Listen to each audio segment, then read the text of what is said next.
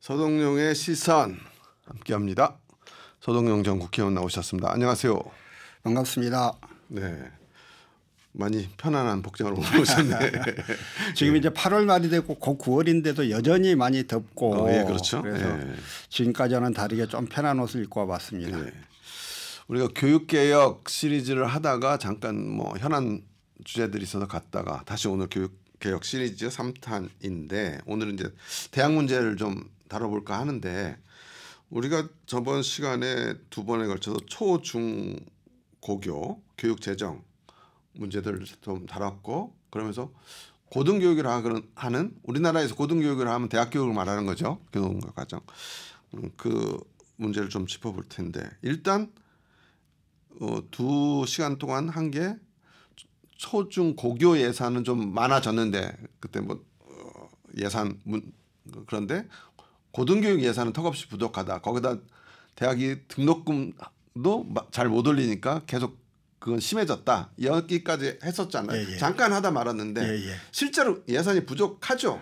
턱없이 부족합니다. 그건 뭐 통계가 잘 나와 있는데요. 지난 2024년도에 발표된 OECD 교육 지표가 있습니다. 거기에 2021 회계년도를 기준으로 했을 때 우리나라 고등교육에 투여되는 돈이 GDP 대비해서 1.5% 정도 됩니다. 1.5%. 그거는 OECD 평균도 1.5% 정도 되는데요. 그 내용들을 좀 들여다보면 정부 부담 한 부분이 0.7%고요. 민간이 0.9%를 부담을 해요. 그러니까 민간 부담이 정부 부담보다 훨씬 큰 거죠. 거기에 비해서 OECD 평균은 역시 마찬가지로 여기도 1.5 GDP 대비 1.5% 정도는 되는데 거기는 정부가 1%를 부담하고 민간이 0.5%를 부담합니다. 아, 정부가 2배 이상을 부담하네. 그러니까 당연히 고등교육에 대한 그 교육 비용을 국가가 책임지는 게 맞습니다. 민간에 부담한다라고 하는 게 다양한 뭐 편법적인 요소들도 물론 있겠고 하겠습니다만 민간이 부담한다라고 하는 거는 말이 안 되는 거거든요.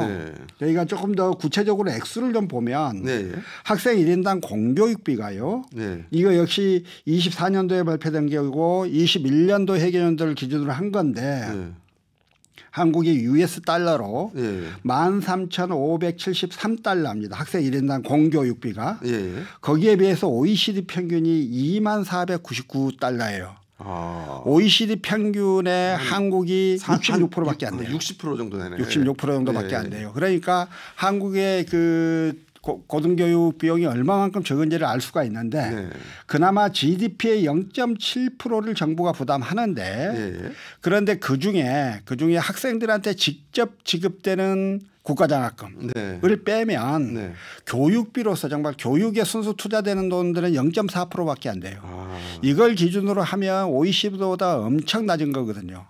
지금 한국이 선진국이라고 하고 OECD를 주도하는 선도국가로서의 지위를 가졌다라고도 많은 분들이 이야기하는데 선도국가 한국이 앞으로 대한민국을 더 이끌어갈 고등교육 인재들을 양성하는 비용을 이렇게까지밖에 투자를 안 하면서 한국이 앞으로 더 성장하고 발전할 수 있다고 기대하는 것 자체가 이상한 게 아닌가 하는 생각이 들 정도예요.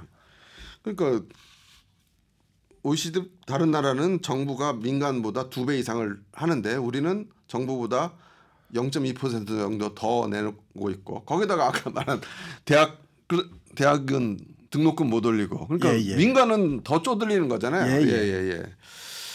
그래서 지난번에도 한번 얘기했지만 그래서 이렇게 이제 국가 예산이 고등교육에 적게 투여되니까 넘치는 초, 중등 예산을 고등 예산으로 좀 갖고 와라, 갖고 가자, 이런 요구들이 있다고 하는데 그건 또 그렇게 하면 안 된다라고 우리 의원님은 얘기하셨잖아요. 그럼 어떻게 풀어가야 돼요? 지난번에 이제 말씀을 드렸습니다. 2022년도 OECD 교육지표가 발표가 됐는데 2019년을 기준으로 한 것이긴 합니다만 학생 1인당 공교육비가 한국이 OECD 국가들 중에 초등학교는 5위, 중고등학교는 2위입니다. 그러니까 그거 괜찮다 했잖아요. 그에 비해서 대학은 30위예요. 그런데 이제 이게 2019년도에 이렇게 5위, 2위가 됐지만 그로부터 한 5년 정도를 좀 거슬러 올라가면 네. 2014년도는 초등학교가 22, 중고등학교가 23위였고요. 네. 2016년도에도 초등학교가 22, 중고등학교 22위였단 말이에요. 네. 그러니까 2019년 이후 우리 공교육비가 엄청 는 건 사실인데 네.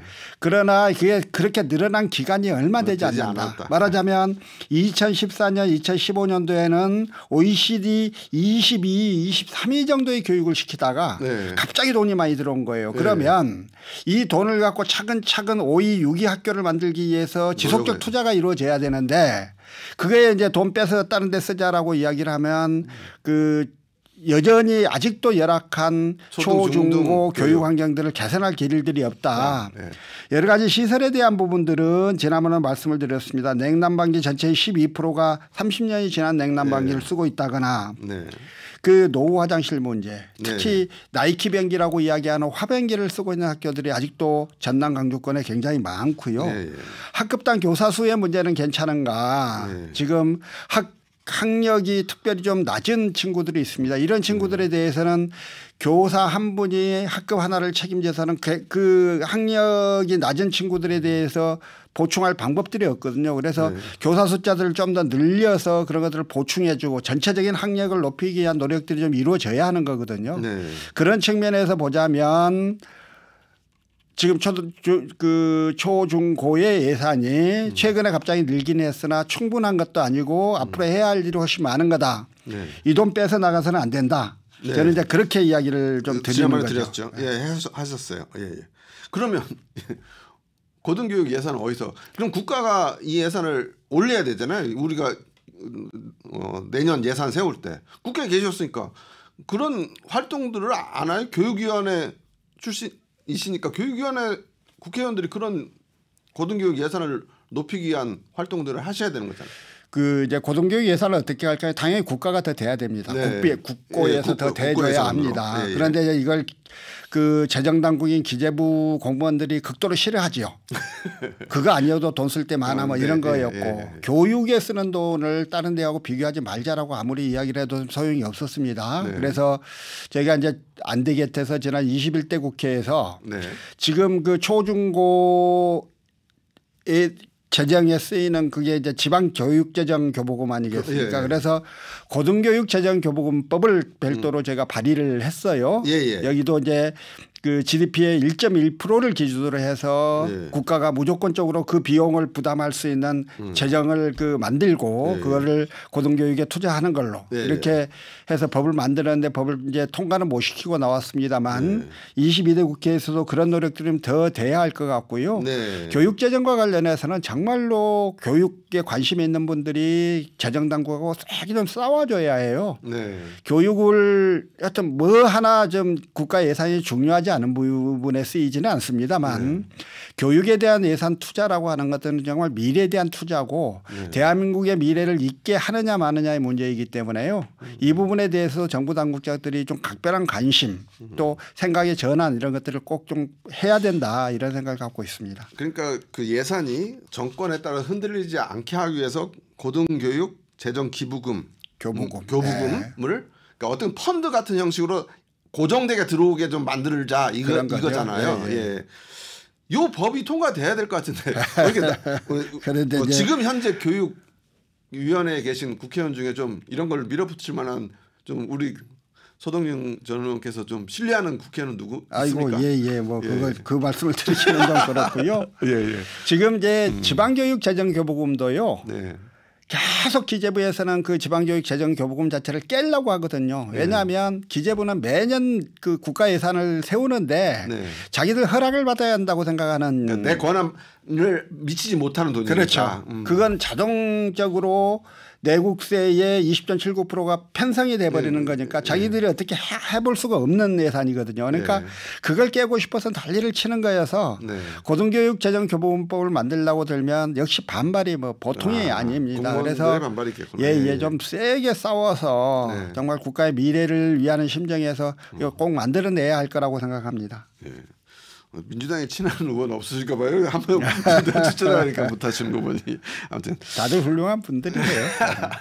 근데 지금 현재도 이런 문제가 있는데 그 문제 우리가 이 시리즈를 이제 이재명 정부 출범을 기점으로 해서 이재명 정부는 지금 국립대 그러니까 서울대 10개 만들기를 하잖아요.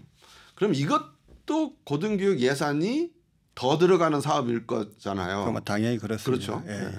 일단 그러면 예산 문제 이것이 좀 되면 정부 차원에서도 고등교육 예산을 늘리는 이게 이제 어떤 계기나 그게 좀 스파크가 일으킬 수 있는 거가 되니까 예. 한번 이 얘기를 해보죠. 일단 서울대 10개 만들기에 대해서 우리 서 의원께서는 찬성하실 것 같은데. 그건 뭐 당연히 그렇습니다. 네. 그러니까 지금 이제 거의 대부분의 대학들이 수도권에 네. 몰려 있고 수도권에 있는 대학들이 좋은 대학으로 평가받고 네. 그래서 지방에 있는 학생들이 수도권에 있는 대학으로만 가려고 하면서 네. 수도권 집중 현상이 점점 심화되고 네. 전 세계적으로 수도권 인구가 지금 이미 51%를 넘어서 가장 높은 수도권 인구 비율을 보이고 있는 게 한국인데 네. 이런 식으로 계속 가면 수도권 집중은 강화되고 그다음에 지방 소멸은 계속 가속화될 수밖에 없을 겁니다. 네. 수도권 집중이 강화되는 건 여러 가지 문제를 낳지만 그중에 한 가지만 말씀드리면 저출생의 가장 큰 원인 중에 하나가 수도권 집중이라고 볼 수가 있어요.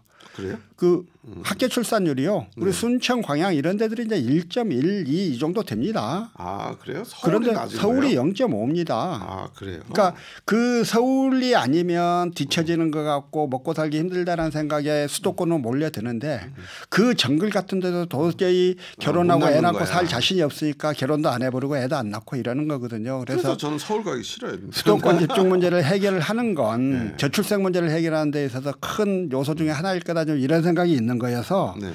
국토의 균형 발전을 반드시 이뤄내야 하고 국토의 균형 발전을 이루는 그 축이 대학일 수 있겠다는 생각들을 하는 겁니다. 네. 그래서 그 좀 경쟁력 있는 지방에 있는 대학들을 만들고 그 대학들이 좋은 인재들을 품어내고 그 좋은 인재들을 찾아서 기업들이 다시 지방으로 오는 이런 선순환을 만들면 좋겠다는 생각인데요.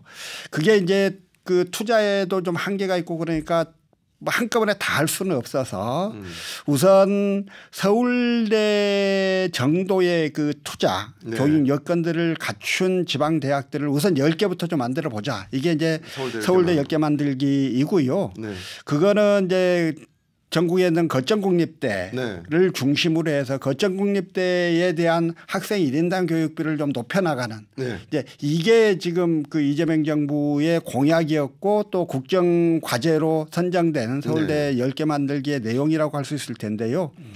여러 가지 우려가 물론 없지는 않습니다만 이게 성공한다면 국토의 균형 발전 측면에서는 상당히 좀 획기적인 변화를 가져올 수 있겠다 하는 생각은 가지고 있습니다. 그런데 이제 우리가 여기 순천에서 방송을 하잖아요. 국내 거점대라고 하면 우리 광주 전남은 전남대잖아요. 네. 그렇죠. 그러면 국내 거점대를 중심으로 할 것이냐 어떻게 할 것이냐 뭐 목포대나 순천대 생각이 다를 거고 이거를 국가가 국내 거점대로 하자 이렇게 하는 게 좋겠습니까? 아니면 지역에서 한 대학을 선정하는 과정을 해야 되겠습니까? 예, 우선 이제 10개 예. 하자는 거고 그 10개의 중심은 아무래도 거점국립대일 수밖에 없겠다라는 차원에서 이야기가 되는 거고요. 네. 거점국립대만 그렇게 하겠다 이렇게 표명한 적은 없기 때문에 네. 각 대학들이 지역의 연구중심 대학으로서 또 어쨌든 중심 대학으로서 우리한테 조금만 더 투자를 해주면 저희가 저 학교 버금가는 좋은 학교를 만들 수 있어요. 이런 그 좋은 플랜들을 가지고 좀 정부도 하고 이야기를 하면 거점국립대 아닌 곳에서도 좋은 기회들이 있을 거라고 생각합니다. 그러니까 선정 제가 그래서 말씀드린 거예요. 방금 말씀하신 거는 어떤 그 각 대학별로 나는 이렇게 해서 잘 지정이 돼서 하면 이렇게 대학을 만들겠다라는 프로포저를 하면 거기서 선정을 하는 과정을 겪는 것으로 지금 말씀하신 거잖아요. 그럼 선정 과정을 겪는 게 서로 간에 갈등이 없을까요? 예, 이제 우선은 좀 당초 이 정책을 입안을 할 때는 거점국립대를 중심으로 했던 거고 그 구체적인 내용들은 아직 교육부가 마련하고 있지는 않습니다. 그래서 교육부가 안들을 마련하는 과정에서 좀 균형 발전의 측면 네. 그리고 또 각 지역마다 사정들이 조금씩 다르니까요. 네. 그런 것들을 잘 고려한 정책들이 좀 구체안들이 나오지 않을까 싶습니다. 그럼 여기서 이제 한번 더 이전 정부에서 글로컬 대학이란 걸 추진했잖아요. 근데 글로컬 대학을 우리 지역을 보면 글로컬 대학을 전국에 한 30개의 지역에 훌륭한 대학을 만들자가 글로컬 대학이잖아요. 근데 거기에 목포 순천대는 2년 전에 됐고 목포대는 1년 전에 됐고 근데 전남대는 계속 떨어졌단 말이에요. 그러니까 이런 과정. 그러니까 전 정권에서 글로컬 대학에서 우리 프로포즈를 해서 순천대 목포대는 됐고 전남대는 안 됐다. 근데 정권이 바뀌니까 또 전남대를 준다. 뭐 이런 것들은 어떻게 풀어갈 수 있나요? 예. 그렇게 볼 문제는 아닌 것 같고요. 예. 어쨌든 그 정책이 그 목표로 하는 바가 좀 다르니까요. 예. 예.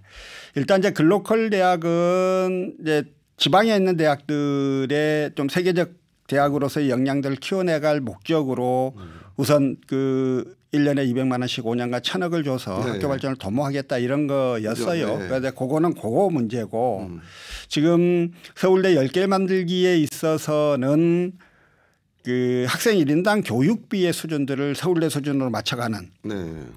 이게 이제 근본적인 좀 방향들이 그렇게 돼 있는 거여서요. 기존의 글로컬 대학의 그 추진 방향과는 방향이 좀 다른 면들이 있고요. 이제 일부에서는 글로컬 대학으로 지정됐던 대학이 네. 또 10개 만들기의 대상이 될 수도 있는 거니까요. 그거는 이제 다른 평가 기준에 의해서 달리 좀 이렇게 쭉 점검하고 평가하는 과정을 거쳐야 할 겁니다. 그러면 서울대 10개 만들기라는 일단 프로젝트는 좋다. 근데 그것을 구체적으로 10개를 어떻게 만들 것이냐의 실행 과정은 조금 여유롭게 좀 두고 보자. 아직 교육부 장관도 없습니다. 알았어요. 알겠어요. 아직 그런 것도 없는데 뭐 서로 갈등될 걸 먼저 얘기하느냐. 아무튼 요거는 그러면 어느 정도 윤곽이 잡히면 한번 다시 주제를 나눠보고 대학 문제를 나왔으니까 우리가 교육개혁 시리즈를 시작한 게 예전에 우리 의원님하고 저하고 얘기하다가 아니 사립 그때 공립대 통합 문제를 제가 이렇게 꺼내니까 사립대 먼저 통합해야 된다. 그러니까 제가 아니 사립대는 민간 대학인데 국가가 함부로 통합하고 우리 강제적으로 하면 되냐. 그러니까 이거는 할 얘기가 많다. 이러면서 우리가 교육개혁 시리즈가 시작된 거잖아요. 그러니까 그 말은 결국 우리나라의 국립대가 너무 적다. 이것에서 출발하시는 거죠. 실제로 어떻습니까? 다른 나라랑 비교하면 우리나라가 사립대가 더 많아요? 우리가 미국 같은 거 보면 프린스턴, 하버드 다 사립대잖아요. 국공립대하고 비교를 하면요. 그러니까 국립뿐만이 아니고 각 주에서 만드는 주립까지를 다 포함해야 되지 않겠어요? 그렇죠. 한국은 압도적으로 국공립대가 적습니다. 그래요. 예. 그러니까 이제 아마 막 한참 국가가 성장하고 팽창하는 과정에 고등교육을 받은 인재들은 필요하고 국가가 당장 돈이 없으니까 그 민간한테 학교 지어라라고 이제 권고하고 그러면 상당한 권한을 주고 이런 방식으로 사립대들을 좀 늘려왔던 것이죠. 그 지금 이제 저희가 통계를 보면 학생 숫자를 재적 학생 숫자를 기준으로 했을 때 일반 대학의 경우에요. 우리나라 국공립대가 23%예요. 학생 수로 봤을 때 사립대 다닌 학생이 23%. 사립대가 77%고요. 전문 대학을 놓고 보면요. 국공립대가 20%, 사립대가 80%입니다. 그런데 미국을 포함해서 OECD 국가들 선진국이라고 하는 나라들은 거의 대부분 반대예요. 8대 7대 3, 8대 2 정도로 국공립이 거의 70, 80%를 차지하고요. 사립대는 20, 30%밖에 안 됩니다. 근데 그러니까 프랑스 같은 경우에는 파리 1대학, 2대학 이렇게 하잖아요. 그러니까 프랑스 정도는 파리 1대학, 2대학은 말씀하신 국공립 대학인 것 같고, 그러니까 이렇게 전체적으로 국공립 대학이 강한 프랑스 같은 나라가 있는 거고, 근데 영국에 우리가 많이 영화에서 항상 보는 영국의 옥스퍼드, 미국의 하버드. 그렇게 이제 유명한 대학들만 생각이 나니까 그런 거고. 뭐 유명한 대학도 있고 좀 덜 유명한 대학도 있겠습니다만 통계적으로는 그 분명한 그런 차이들이 좀 있어요. 그러니까 우리나라가 그동안에 고등교육을 더 강화해서 미래 인재들 키워내야 한다는 이야기는 많이 하는데 그거를 위한 그 재정 투자를 안 했던 거거든요. 그래서 국공립 대학이 지금 전체 이제 그 한 20몇 프로 이렇게 되는 건데 그런데 이제 이게 지금 우리 급격한 학령 인구 감소로 인해서 즉 국공립과 사립을 다 포함한 대학이 너무 많단 말이에요. 네. 이 대학을 빨리 좀 줄이거나 이렇게 해야 되는데 네. 그런데 이제 어디부터 줄일 거냐의 문제를 놓고 보면 그래서 저는 이제 당연히 국공립대의 비중들을 더 늘려야 한다는 측면에서 사립대부터 좀 구조개혁을 하는 게 맞다. 특히나 사립대는 김영삼 정부 시절에요. 네. 그전에는 다 허가제였어요. 그런데 네. 이게 설립 준칙주의라고 마치 이제 신고주의 같이 제도가 바뀌면서 신고제. 이거 마치 학교를 만들어서 돈벌이를 하겠다는 생각을 가진 사람들이 굉장히 많이 학교를 만들었죠. 그래서 대학들이 우후죽순으로 만들어졌었고 그 대학들이 지금은 학령 인구의 급격한 감소, 두 번째는 수도권 인구의 집중 때문에 지방대학이 어려워지는 사정과 겹쳐가지고요. 지금 거의 학생들을 잘 못 채우는 대학들이 많거든요. 그래서 지금 구조개혁이 필요하다면 우선 대학 사립부터 좀 구조개혁을 해야 한다. 이게 저는 가장 이제 기본 중에 기본이어야 한다라고 생각을 하는데 안타깝게도 윤석열 정부 그 교육부 장관이었던 이주호 장관은 우선 국공립 때부터 줄여요. 예, 통합시키고. 국공립 때부터 통합하자는 거는 그 전부터 계속 이어져 어떤 기조가 좀 있었는데. 그렇지는 않습니다. 그게 옳은 방향은 아니었던 거죠. 그런데 이제 예컨대 그 전남대학교와 여수수산대가 할 때도 지역에 조금 그래도 잘 나가고 좀 그래서 순천대하고 경상대도 뭐 통합하려고 노력했었고 평가받는 대학이 좀 덜 그런 대학을 좀 같이 통합해서 끌고 가자라고 하는 요구 정도는 있었던 것인데 그거는 그거대로 좀 한다 하더라도 경쟁력을 키우기 위한 노력은 한다 하더라도 학교의 구조개혁의 측면 대학 숫자를 좀 줄여야 한다는 측면에서는 우선 사립대학 구조개혁부터 우선 고민하는 게 맞다. 저는 그렇게 생각합니다. 그러면 사립대학 구조개혁을 어떻게 합니까? 굉장히 어렵죠. 그러니까요. 굉장히 어려워서 21대 국회에서요. 사립대학 구조개선법이 발의가 됐어요. 계실 때 두 개가 발의가 됐는데 이제 그렇게 하면 사립대학의 숫자를 좀 줄일 수는 있는데요. 많은 국민들이 생각하는 사립대는 사유재산이 아니다. 처음에 설립자가 학교만 지어놓고요. 지금 학교를 구성하는 부동산, 동산 모든 재산의 대부분은 학생들 등록금이거든요. 이 교비로 만들어진 겁니다. 그런데 이거를 학교를 만들었던 사람이 학교를 없애겠다고 그 돈 그거 팔아가지고 자기가 들고 나가면 안 되는 거거든요. 그렇죠. 그래서 이 문제를 어떻게 할 거냐, 이 문제에 대한 갈등들을 어떻게 할 거냐. 그러나 어쨌든 또 사립대학 설립자들 입장에서는 팔아서 일부라도 가지고 갈 수 있어야 학교를 문을 닫을 텐데 그 동기는 또 주고 한편으로 그 대학의 공공성을 훼손하지 않는 이 방안이 무엇인가를 놓고 제가 차관하고 2번 기조실장하고 뭐 한 5번 정도 철저한 토론을 해서 나름 협의안을 만들었어요. 이 정도면 교육에 관한 시민단체들도 수용할 것 같다. 그런 생각이 들어서 좀 접근을 해놨는데 마지막에 못하고 이렇게 좀 지금 사실 중요한 얘기가 좀 나왔는데 시간이 다 됐는데 그러면 우리가 대학 다음에 교육 시리즈 할 때 이 대학 문제 사립대학교 구조개혁을 어떻게 할지 우리 서 의원님이 어떤 생각들을 했는지를 조금 더 구체적으로 얘기해보고 저처럼 자유를 신봉하는 우리 사람들의 생각에서는 어떻게 그걸 바라봐야 될지 그런 얘기 좀 나눠보죠. 오늘 말씀 여기까지 드릴게요. 다음에 한 번 더 하겠습니다. 오늘 말씀 감사합니다. 지금까지 서동영 전 국회의원과 서동영의 시선 함께했습니다. 오늘 순서 마칩니다. 감사합니다.